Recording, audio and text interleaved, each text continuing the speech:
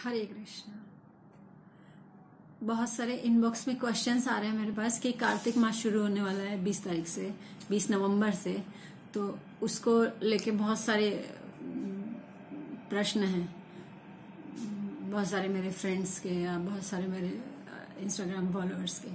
तो उन्हीं को लेके एक छोटा सा वीडियो बनाने की कोशिश कर रही हूँ, उन्हीं प्रश्नों को लेके। तो शुरू करती हूँ। और क्योंकि आज मेरे पास मेरा लैपटॉप नहीं है तो मैं बिना किसी एडिटिंग के ये मेरा वीडियो जाएगा, तो कहीं बीच में कोई भी मिस्टेक्स होती है तो उसके लिए क्षमा प्रार्थी हूँ पहले से ही।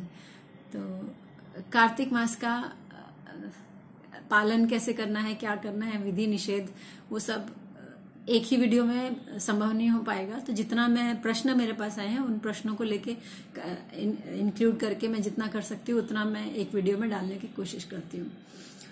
तो कार्तिक मास एक ऐसा मास है जिसमें आपको बहुत बेनिफिट मिलता है। आप जरा सा भी भक्ति भाव, श्रद्धा, अध्यात्म लेके चलते हैं तो उसका बहुत बेनिफिट मिलता है। इसको एक आसान तरीके से समझें तो जैसे दिवाली मेला हुआ, जैसे राखी रक्षाबंधन मेला हुआ, जैसे श्रावण मेला हुआ। माताएं इस बात को बहुत अच्छे से समझ सकती हैं कि जिस प्रकार कोई मेला लगता है या कोई सेल लगती है आपके अड़ोस पड़ोस में या कहीं किसी मॉल में, तो माताओं को बड़ी एक्साइटमेंट रहती है कि किस जाके एक बार देखें कि क्या सस्ता है, किस चीज में क्या डिस्काउंट मिल रहा है या कम पैसे में कौन सी चीज हम ज्यादा खरीद सकते हैं। तो वो सब एक्साइटमेंट माताओं में बहुत रहती है। तो बिल्कुल सिमिलरली कार्तिक मास में रहते हैं कि जरा से एफर्ट्स में, कम एफर्ट्स में ज्यादा आप लाभ कमा सकते हैं। तो वो कार्तिक मास वो सेल की तरह है। कार्तिक मास वो कम एफर्ट्स में ज्यादा प्राप्त करने का एक सिंपल सा साधन है, कह सकते हैं। तो क्योंकि कार्तिक मास एक इजी तरीका है। अच्छा, अब कार्तिक मास की महिमा है, कार्तिक मास में बहुत सारे भगवान की लीलाएं हैं, बहुत कुछ है। पर फिलहाल मैं इस वीडियो में सिर्फ क्वेश्चंस लेना चाहती हूँ क्योंकि बहुत बड़ा हो जाएगा वीडियो। तो अपलोड करने के बाद फिर वीडियो का टाइम देखने के बाद लोग फिर देखने से ही डर जाते हैं। तो क्वेश्चंस इंक्लूड करती हूँ कि पहला क्वेश्चन ये था कि करना क्या क्या है, हमें क्या विधि निषेध या क्या क्या करना है इस कार्तिक व्रत के पालन में। तो सबसे पहले तो आपकी तुलसी पूजा हमें स्टार्ट करनी है। पहला है आपको तुलसी पूजा स्टार्ट करनी है। तुलसी को आप दिया दिखाएंगे, तुलसी पूजा स्टार्ट करेंगे, जिसमें आप तुलसी परिक्रमा भी करेंगे। ठीक है, तो तुलसी परिक्रमा आपकी 4 परिक्रमा होती हैं। आप 4 परिक्रमा से स्टार्ट कर सकते हैं और वो कहाँ तक आप ले जा सकते हैं वो आप देखिए 108 तक कर सकते हैं। आप कितनी कर सकते हैं वो आपकी श्रद्धा है, आपकी मर्जी है, आपकी इच्छा है। भक्तगण हरिनाम जप करते करते तुलसी परिक्रमा करते हैं, तो उसमें भी आप देखिए कितना कितना समय तक आप कर सकते हैं। और तुलसी परिक्रमा की तो एक एक पग पग जानी कानी चा पापानी ब्रह्म हत्यादि कानी चा, तो एक एक पग जब आप चलते हैं तुलसी परिक्रमा में तो एक एक पग पे आपकी ब्रह्म हत्या के पाप भी कटते चले जाते हैं। तो तुलसी परिक्रमा फर्स्ट मेन है। ठीक है, तो ये हुआ पहला। दूसरा, आप कार्तिक मास के महात्म्य, जहां भी आपको सुनने को मिले आप कार्तिक मास के महात्म्य को सुनिए। इस पूरे मंथ में कोशिश कीजिए जहां भी आपको सुनने को मिले इस कार्तिक मास के महात्म्य को सुनते रहिए। तीसरा, अभी जैसे हमने तुलसी परिक्रमा की बात की, अब तीसरे कहीं भी आपको परिक्रमा का सुअवसर मिले, मंदिर परिक्रमा, तुलसी परिक्रमा, धाम आपको परिक्रमा करने का सुअवसर मिले, वृंदावन धाम, बरसाना में या मथुरा मंडल, कहीं भी आपको, जगन्नाथपुरी, कहीं भी आपको जाके परिक्रमा का सुअवसर मिले, गौ माता उनकी भी परिक्रमा का सुअवसर मिले, तो आप परिक्रमा का सुअवसर कभी मत छोड़िए कार्तिक मास में। वैसे भी करनी चाहिए परिक्रमा इन सब स्थानों की, लेकिन अगर कार्तिक मास में अवसर मिले तो कभी मत छोड़िए, क्योंकि इस समय में की गई परिक्रमा का आपको लाखों गुना ज्यादा फल मिलता है। और बोला जाता है कि जितने पाप जितनी योनियों में आपने किए नहीं होंगे, जितने समय में, जितने जन्मों में आपने किए नहीं होंगे, उतने पाप काटने की क्षमता ये इस मंथ में की गई आपकी सुकृतियां रखती हैं। तो ब्रह्म हत्या, ब्राह्मण हत्या, हर पाप का निवारण ये कार्तिक मास में किए गई आपकी एक एक सुकृति के पास है। तो तीसरा हम लोग बढ़ते हैं आकाश दीपम। तो आकाश दीपम में क्या होता है कि एक जैसे हम दीपदान भगवान को करते हैं, वैसे ही हम दीपदान आकाश की तरफ हम दिया दिखाते हैं। तो अब आकाश दीपम का स्टोरी क्या होता है कि हम अपने पूर्वजों के लिए हम लोग आकाश दीपम का महत्व लेके चलते हैं कि जैसे हम अपने लिए दीपदान करते हैं भगवान को और तुलसी महारानी पे दीप अर्पित कर देते हैं, उसी प्रकार हम हमारे पूर्वज जो नहीं भक्ति कर पाए या कहाँ पे अटक गए हैं या कहाँ नहीं उनको उद्धार का रास्ता मिल रहा, तो वो हम आकाश दीपम की फॉर्म में उनको दीपदान की सुकृतियां पहुंचा रहे हैं। तो आकाश को दीपदान करके हम उनके लिए भी दीपदान की फॉर्म में उन तक सुकृतियां पहुंचा के उनका उद्धार का भी रास्ता खोल सकते हैं। एक ये भी करना आवश्यक है, कर लेना चाहिए। अच्छा, अब एक चीज आती है नंबर 5, ब्रह्म मुहूर्त में जागना। वैसे तो जागना हर रोज ही चाहिए, पूरे साल ही जागना चाहिए ब्रह्म मुहूर्त में, लेकिन प्रयास करके कम से कम कार्तिक मास में तो ब्रह्म मुहूर्त में जागते रहिए।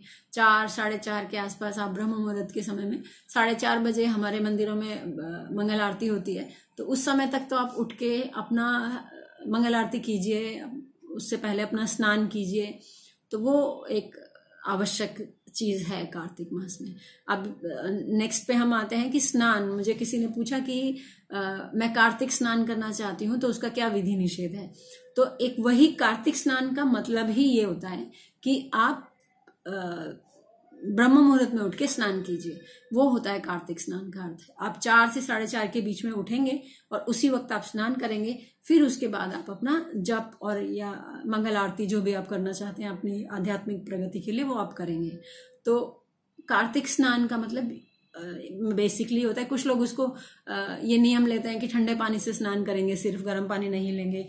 हालांकि सर्दी अभी उत्तर भारत में तो सर्दी शुरू हो गई है, तो गर्म पानी से स्नान करना, अगर आपके स्वास्थ्य के लिए ठंडे पानी से स्नान करना अच्छा नहीं है तो गर्म पानी से भी स्नान कर सकते हैं। लेकिन स्नान करना सुबह ब्रह्म मुहूर्त में ये ज्यादा कार्तिक स्नान का ज्यादा लाभप्रद होता है, कार्तिक स्नान कहलाने में। अच्छा, दीपदान अभी हम करते हैं, जो इन जनरल हम दीपदान करते हैं, भगवान को जो दीप दिखाते हैं वो भगवान को दीप दिखाया और उसके बाद हम लोग आरती ले लेते हैं।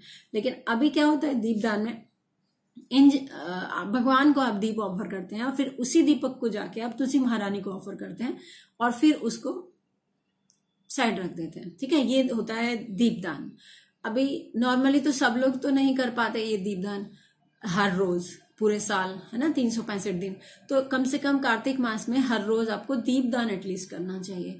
तो ये मस्ट होता है, जरूरी होता है, करना ही चाहिए। ये जो चीजें हम लोग डिस्कस कर रहे हैं करनी ही चाहिए। अच्छा, दीपदान अगर आप अपने लिए हर रोज कर रहे हैं तो कुछ लोग ऐसे भी होंगे जो आपके कहने पे नहीं सुन रहे हैं, नहीं मान रहे हैं। अगर आपने उनको बोला कि आप दीपदान कीजिए, वो नहीं सुन रहे हैं, तो आप अपने प्रियजनों के लिए, अपने मित्रों के लिए, अपने घनिष्ठ जनों के लिए आप भी उनकी तरफ से दीपदान कर सकते हैं। जैसे मैं अपने किसी मित्र के लिए कर रही हूँ या मैं अपने माता पिता के लिए कर रही हूँ, तो वो भी आप कर सकते हैं। उसका फल उनको मिलेगा फर्स्ट, सेकेंडली आपको भी मिलेगा। तो वो एक बेनिफिट आप इस कार्तिक मास में तो अवश्य ले सकते हैं कि दीपदान आप किसी के लिए भी कर सकते हैं। यहाँ पे हम लोग यहाँ ये अरेंजमेंट्स भी देखते हैं कि स्पॉन्सर किया जाता है दीपदान को। हम भक्तगण किसी एक के घर में जाके इकट्ठा होते हैं और फिर उस भक्त ने सबके लिए दीपक इकट्ठे किए हुए होते हैं और वो सब भक्त आके उन्हीं के दिए ऑफर करते हैं भगवान को। तो वो स्पॉन्सरशिप भी हो गया, तो दीपदान में सबकी सहायता हो गई। तो ये एक तरीका है। अब दीपदान को लेके एक चीज और है, एक क्वेश्चन आया था कि तुलसी महारानी शरीर छोड़ देती हैं तो उन तुलसी महारानी की लकड़ी का क्या किया जाए। तो ये कार्तिक मास वो अवसर है जब आप उस शरीर छोड़ी हुई तुलसी महारानी की लकड़ी से भगवान को दीप ऑफर कर सकते हैं। कैसे करना है वो मैं बताती हूँ कि तुलसी की जो लकड़ी रहती है, स्टिक्स रहती हैं, उनको कॉटन से लपेट के और उनको घी में डिप करके और उससे आप भगवान को दीपदान कीजिए, वो भगवान को आप ऑफर कीजिए। ठीक है, दीपक की तरह आप वैसे दिया दिखाते हैं, पर अभी आप वो लकड़ी से दीपदान कीजिए, तुलसी लकड़ी से। तो ये इससे भगवान बहुत प्रसन्न होते हैं। तो कार्तिक मास में इससे अच्छा कोई अवसर नहीं है कि कार्तिक मास में आप तुलसी महारानी को भगवान को ऑफर करें। तो ये एक सुअवसर है आपके पास तुलसी महारानी को यूज करने का। अच्छा, कार्तिक मास में व्रत रखना भी एक बहुत अच्छा तरीका है आप सुकृतियाँ इकट्ठा करने का।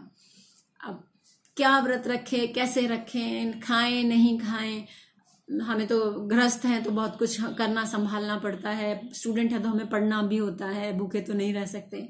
तो व्रत करने का भूखा मरना ही नहीं होता है। व्रत करने का अर्थ आप अगर 4 टाइम खाते हैं तो 3 टाइम कर दीजिए, 3 टाइम खाते हैं तो 2 टाइम खा लीजिए, 2 टाइम खाते हैं तो 1 टाइम खा लीजिए, एक समय फलाहार कर लीजिए, दूसरे समय अन्न प्रसाद ले लीजिए।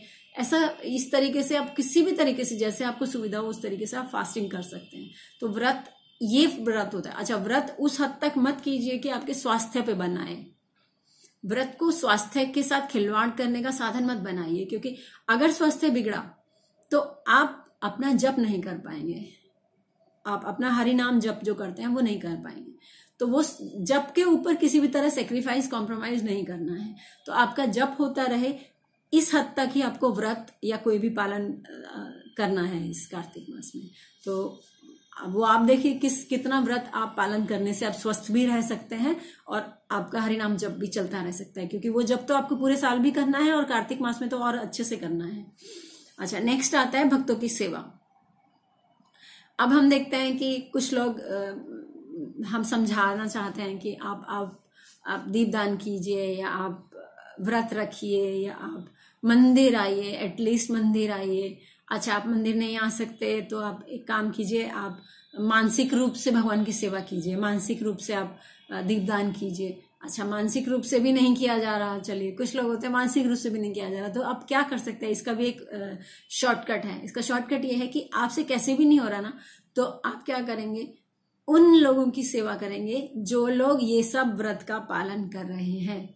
तो आपको भी उतना ही फल मिलेगा जितना उन लोगों को फल मिल रहा है जो भगवान की कार्तिक मास में सेवा कर रहे हैं। ठीक है, तो ये एक सुअवसर है कि उन लोगों की सेवा कीजिए जो लोग कार्तिक मास के व्रत का पालन कर रहे हैं, तो आपको भी उतना ही फल मिलेगा। अच्छा, अगला है कुछ भी चैरिटी करना, दान करना। अब किस तरीके से चैरिटी करना, भगवान के लिए कुछ भी, जैसे भगवान के वस्त्र के लिए दान करना, मंदिर में आप दान करके आए कि भगवान के लिए वस्त्र आप दान करके आ गए, या आप लक्ष्मी दान करके आ गए कि भगवान के वस्त्र आप बनवा दीजिए, या भगवान के सिंहासन के लिए कुछ दान करके आ गए, भगवान के गहनों के लिए कुछ, भगवान के भोग के लिए। तो किसी भी तरीके से आप भगवान के लिए कुछ भी दान करके आइए कार्तिक मास में, वो आपको बहुत बेनिफिट देगा। अगला है वैष्णवों को भोज कराना।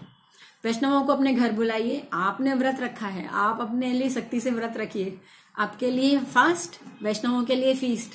तो वैष्णवों को घर बुलाइए, उनको भोज कराइए, उनको आप प्रसाद पवाइए, भगवान को भोग लगाइए और अच्छा प्रसाद खूब वैष्णवों को खिलाइए, उसकी आपको सुकृतियां बहुत मिलने वाली हैं।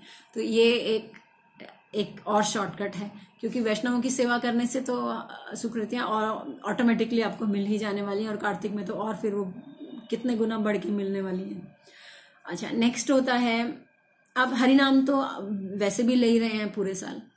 अगर हरिनाम जप माला पे आप पूरे साल जो ले रहे हैं, अगर आप 16 माला करते हैं तो आप बढ़ा के कार्तिक मास में 32 माला कर दीजिए।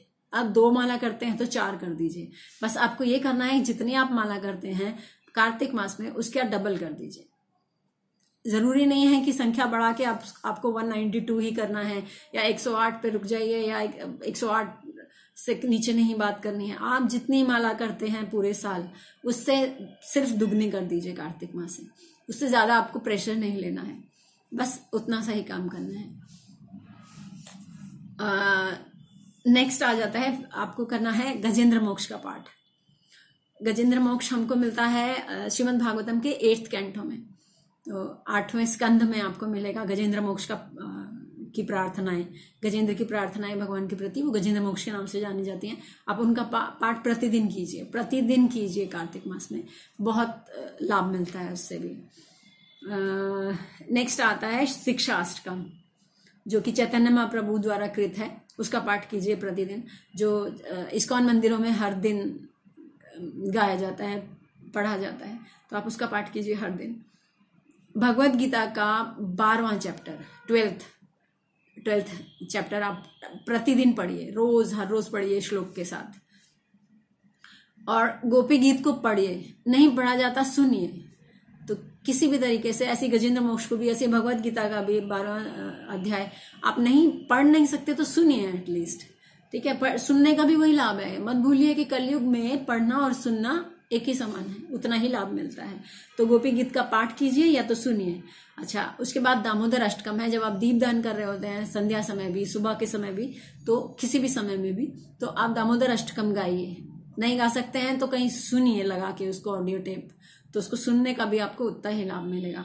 तो नेक्स्ट आता है कृष्ण कथा को सुनना, सुनाना, पढ़ना और पढ़ाना। कोई भी कृष्ण लीला को सुनिए, सुनाइए, पढ़िए, पढ़ाइए, तो उसका भी आपको बहुत बेनिफिट मिलता है। अच्छा, एक बहुत बड़ा लाभ बताते हैं आपको, श्रीमद् भागवतम, श्रीमद् भगवत गीता और श्रीमद् भागवतम 2 अलग अलग बुक्स हैं, आप कंफ्यूज मत होना। जो नए लोग हैं वो बहुत कंफ्यूजन में आ जाते हैं। श्रीमद् भगवत गीता है जिसमें 700 श्लोक हैं, वो एक किताब है। श्रीमद् भागवतम है वो अलग है, जिसमें 12 स्कंद हैं, 18 किताबें हैं। हम इस्कॉन के किसी भी सेंटर में आपको मिल जाएंगी। मैं श्रीमद् भागवतम की बात कर रही हूँ जिसमें 12 स्कंद हैं। तो उसके अंदर उसका एक श्लोक पढ़ना, इसमें यहाँ पे हम पाते हैं कि उसका महात्म्य, कि श्रीमद् भागवतम का एक श्लोक पढ़ना 18 पुराणों के पठन करने का फल प्रदान करता है। कार्तिक मास में स्पेशली 18 पुराण आपने पढ़ लिया, अगर आपने श्रीमद् भागवतम का एक श्लोक प्रतिदिन पढ़ लिया, तो एक दिन में 18 पुराण पढ़ने का आपने लाभ पा लिया। तो आप देखिए आपको, और ऐसा नहीं है आपके पास पुस्तक नहीं है तो आप आजकल तो गूगल का जमाना है, आजकल तो इंटरनेट का जमाना है, कहीं भी सर्च कीजिए, श्रीमद् भागवतम का एक श्लोक किधर भी मिल जाएगा, कहीं भी मिल जाएगा। आप कहीं से भी सर्च कीजिए और एक श्रीमद् भागवतम का श्लोक ढूंढकर पढ़ने का प्रयास कीजिए प्रतिदिन।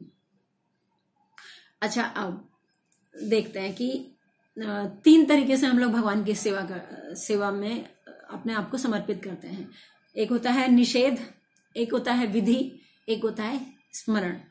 अब निषेध क्या होता है कि जो हमें भगवान की सेवा में अपने आप को समर्पित करना है, उसके लिए हम लोग क्या क्या चीजों को निषेध कर सकते हैं, जिसमें हम 4 रेगुलेटरी प्रिंसिपल्स आते हैं।